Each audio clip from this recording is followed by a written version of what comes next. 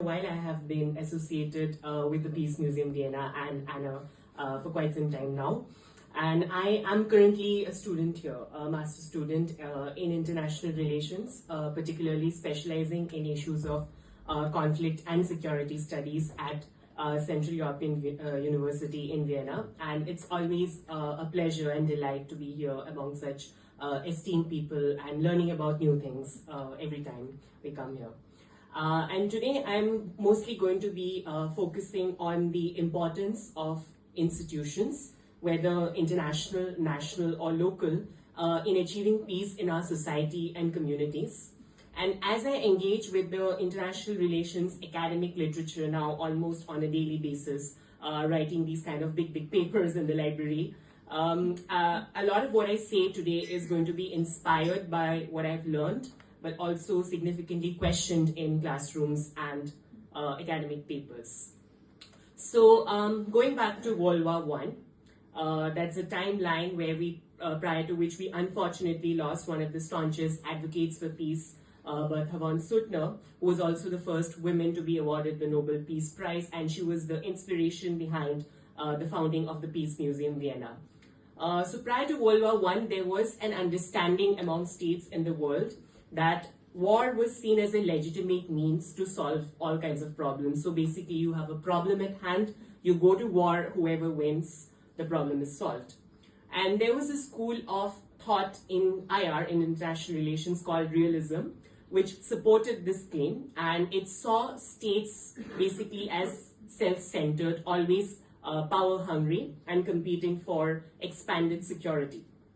And realism in academia, it sort of painted this grim picture of the world where war is inevitable. No matter whatever you do, it is going to happen at the end of the day, precisely because of the anarchy that exists and the fact that there is no world government and states are left all by themselves to do whatever they want.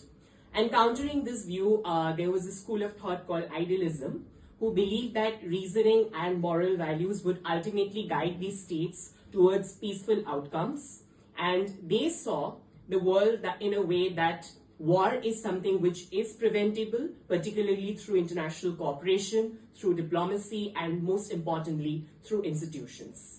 Now, as expected, many were quick to dismiss this view from the idealist, and they were quick to dismiss the idealists as a bunch of unrealistic people who were seen as utopian. And this was probably because peace itself was seen as a very utopian idea back those in the days.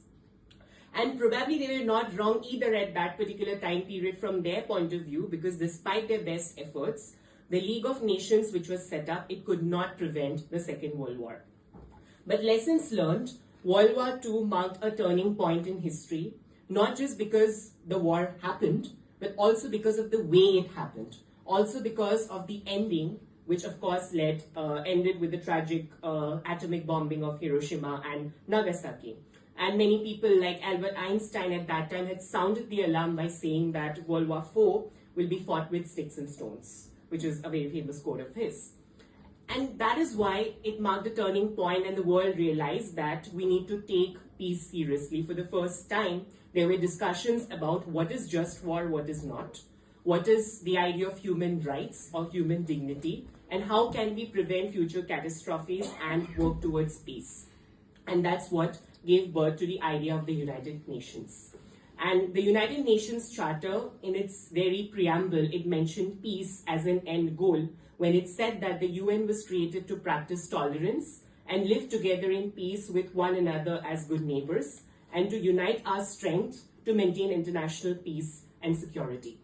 However, over the years, there have been definitely increasing skepticism and criticism of the functioning of the United Nations, with many labeling it as a failed institution or as a puppet body. Few days ago, I was also seeing this meme circulating on social media where the UN was projected like that security guard you have at home who is busy taking notes when a burglar or thief enters, invades into your house, robs and goes away, and the security guard does nothing. Now, for these apprehensions or for these kind of skepticism, it is, of course, there are reasons to be. There is well-established reasoning for that as well. Because after all, the UN has not been successful in a number of instances to prevent wars and bring ongoing wars to an end. But as a student of IR, I often find myself asking, isn't there a brighter and positive side of the UN's existence? And the answer is yes. Because we all here recognize that peace is not just about the absence of war, it is also about addressing the number of issues which causes wars and conflicts in the first place. So in other words, peace is about food security, it is about education, it is about gender equality. Because while ending a war will only bring short-term peace, addressing the societal causes of war will lead to long-term sustainable peace. And this is one area where I believe the UN deserves recognition. For example, the UN agency called World Food Programme, it provided nutritious school meals and take-home rations to 20 million school children in 61 countries in 2024. It also helped 70 countries strengthen their national systems for emergency preparedness and response. And the World Food Programme has been awarded the Nobel Peace Prize in 2020 for using their strong advocacy in terms of looking at peace as a medium of ending hunger and the use of food as a tool for bringing peace. So from both ends.